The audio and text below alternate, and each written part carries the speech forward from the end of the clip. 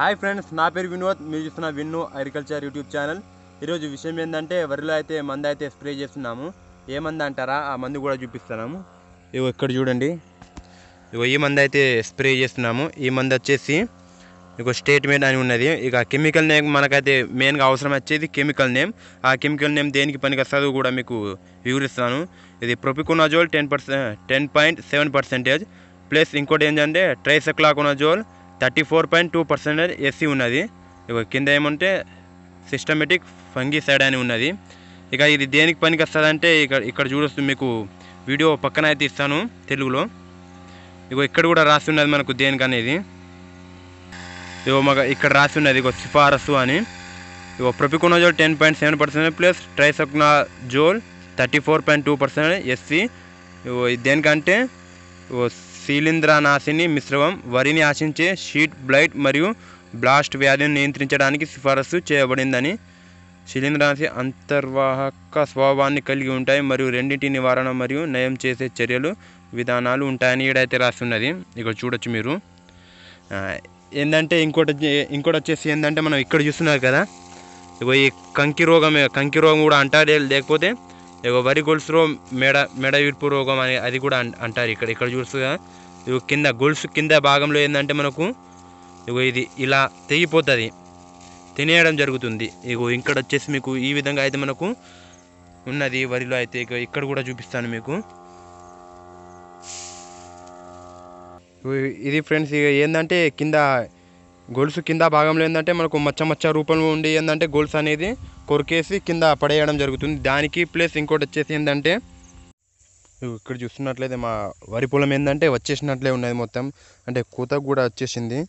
కానీ ఏం చేద్దాం, ఇప్పుడు దాకా అయితే మనం మందులు స్ప్రేనే చేస్తున్నాము. వరి కోతకు వచ్చినా కూడా మనం ఇప్పుడు దాకా అయితే మందులే స్ప్రే చేస్తున్నాం. కానీ ఈ మందు అంటే కొన్ని 5 రోజుల ముందే స్ప్రే చేయాల్సింది, కానీ లేట్ అయిపోయింది. ఇక దేనికి అనేది ఆల్రెడీ చెప్పేసిన అనుకుంటా నేను. ఇక్కడ చూస్తున్నా కదా, ఇక్కడ చూడొచ్చు ఇది మెడ విరుపు సమస్య ఏ విధంగా ఉన్నది. ఇగో ఇది వరి గొలుసు. ఇగో ఇక్కడ చూస్తున్నారు కదా, ఇది వచ్చేసి మనకు వరి గొలుసులోని గింజలు ఇవి ఏ విధంగా ఉన్నాయి.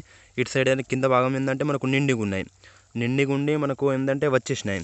కానీ ఇక్కడ చూస్తున్నారు కదా, ఇగో ఇక్కడ అనేది మనకు గింజలు ఖాళీగానే ఉన్నాయి. ఇక్కడ గింజలు మీరు ఇగో నొక్కుతున్నాను నేను, అయినా మనకు గింజలు అనేవి ఖాళీగానే ఉన్నాయి. ఇగో ఇక్కడ చూస్తున్నట్లే మీకు ఇగో ఇది నల్లగా కనిపిస్తుంది. ఇగో ఈ కలర్లో. ఇగో ఇదేంటంటే మనకు ఇక్కడ గొలుసులోని కిందట ఏంటంటే మెడ విరుపు సమస్య ఉన్నది. ఇది ఇక్కడ చూస్తున్నారు కదా, బ్లాక్గా కనిపిస్తుంది ఇది. ప్లస్ ఇక ఇంకా ఏంటంటే మనకు కింద సైడ్ కూడా ఉంటుంది అదేవిధంగా కొరికేసినట్లు. ఏంటంటే ఇక్కడ నుంచి ఏంటంటే మనకు కొరికేస్తే ఏంటంటే ఇలా చేస్తే ఏంటంటే మనకు గింజలు అనేవి మొత్తం ఖాళీగా అయిపోతాయి. నిండుతున్న గింజలు ఖాళీగా అయిపోతాయి. ఏంటంటే ఇది ఈ విధంగా అయిపోతుంది. ఈ విధంగా మొత్తం కింద గింజలు అనేవి కింద రాలిపోవడం జరుగుతుంది. ఈ విధంగానే మనకు చాలా చోట్లనే ఉన్నాయి మనకు. ఇక్కడ చూస్తున్నాక ఇలా ఇది. ప్లేస్ ఇంకోటి అది ప్రొపికోనజోల్ ఉన్నది కదండి, అది మనకు అది వచ్చేసి ఏంటంటే మనకు అది మనకు కాటుగా కూడా చాలా బాగా పనికొస్తుంది అని అయితే చెప్పిండ్రు ప్రొపికోనజోల్ అనేది. ఆల్రెడీ మన వరి పొలంలో ఏంటంటే కాటుగా అనేది ఉన్నది ఆల్రెడీ. కాకపోతే కాటుగా రోగంది ఎప్పుడు కొట్టాలంటే మనకు పొట్ట దశ నుంచి బయటకు వస్తుంది చూడండి, అప్పుడైతే మనకు కాటుగా రోగంది స్ప్రే చేస్తే బాగా రిజల్ట్ ఉంటుంది. కానీ మనకు ఇప్పుడు స్ప్రే చేస్తే ఆ కెమికల్ అనేది దేనికి పనికి వస్తుంది నాకు తెలిసినంత వరకు అయితే. ఈ విధంగా మనకు మన పొలంలో కాటుగా అనే రోగం ఎక్కువ లేదు, కానీ అదే ఆ రోగమే ఎక్కువ ఉన్నది మనకు. ఇక్కడ కూడా ఉన్నది మనకు ఆ సమస్య. గింజలు అనేవి కింద నిండవు గింజలు.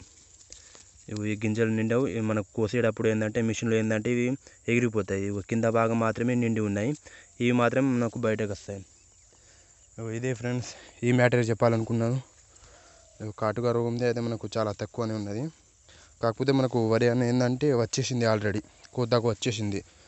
అయినా ఇప్పుడు దాకా కూడా మనం మందులే స్ప్రే చేస్తున్నాం. ఇప్పటికి ఆల్రెడీ మనకు కోతకు రావడం జరిగింది.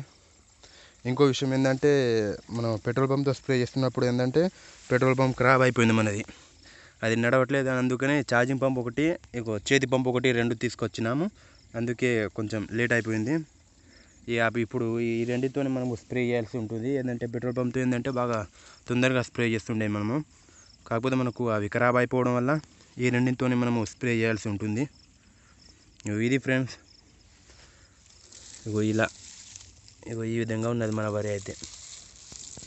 మా వరి ఏంటంటే బ్యాక్టీరియా ఆకు ఎండు తెగులు వలన ఏంటంటే వరి అనేది మొత్తం వరి కోతకు వచ్చేసినట్టుగా మొత్తం ఎండిపోయింది. కాకపోతే విషయం అది కాదండి, మనకు మొత్తం బ్యాక్టీరియా ఆకు ఎండు తెగిలి ఈ వైరస్ మొత్తం పొలం మొత్తం వ్యాపించింది. అందువల్లనే మనకు పొలం మొత్తం ఎండిపోయినట్టుగా కనిపిస్తుంది. కానీ మనకు గింజలనేమో ఇంకా పచ్చిగానే ఉన్నది మనకు వరి పొలం. ఇక్కడ చూసినాక ఈ మడిలో రాలేదు, కాకపోతే ఈ మడిలో మనకు మంచిగా ఉన్నది. వేరే మడిలో అయితే మొత్తం బ్యాక్టీరియా ఆకు ఎండు తెగులు ఎండిపోయినట్టుగా ఉన్నది మనకు. ఇదే ఫ్రెండ్స్, ఈ విషయం మీతో చెప్పాలనుకుంటున్నాను. ఈ వీడియో మీకు నచ్చినట్లయితే లైక్ చేయండి, షేర్ చేయండి. నా యూట్యూబ్ ఛానల్ని తప్పకుండా సబ్స్క్రైబ్ చేసి నన్ను సపోర్ట్ చేయండి. ఉంటానండి.